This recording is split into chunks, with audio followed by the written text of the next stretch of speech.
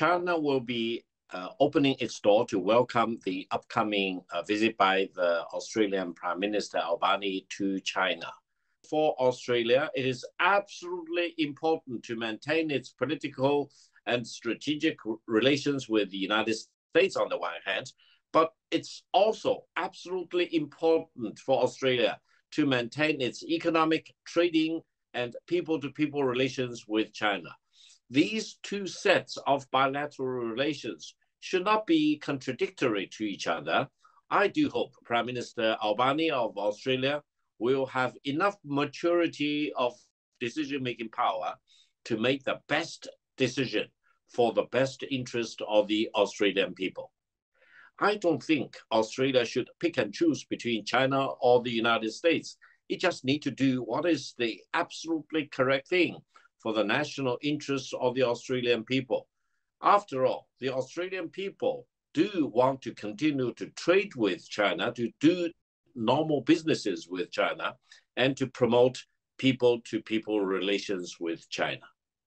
China is a megatrend of our time, and you simply cannot decouple with China. It's a mission impossible.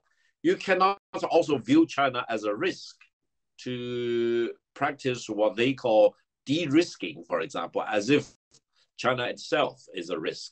It is in their own interest to deal with China as it is, to promote people-to-people exchanges, to conduct mutual trade with each other. After all, China is a much bigger country than Australia. Australia is not a competitor for China. Militarily, politically speaking, economically speaking, in terms of trading relations, no. Australia is an important country for China to deal with in terms of trade, people-to-people exchanges. If Australia views China as its competitor or rival, for example, I think the Australian government need to second guess its own judgment, because that's not the right judgment. Australia, by any stretch of imagination, is not a competitor or a rival of China.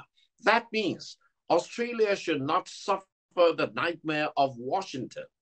The United States will also come to the conclusion that China is a megatrend of our time, and the United States need to deal with China as it is. That means pragmatism, realism will be the right thing for countries like Australia to follow.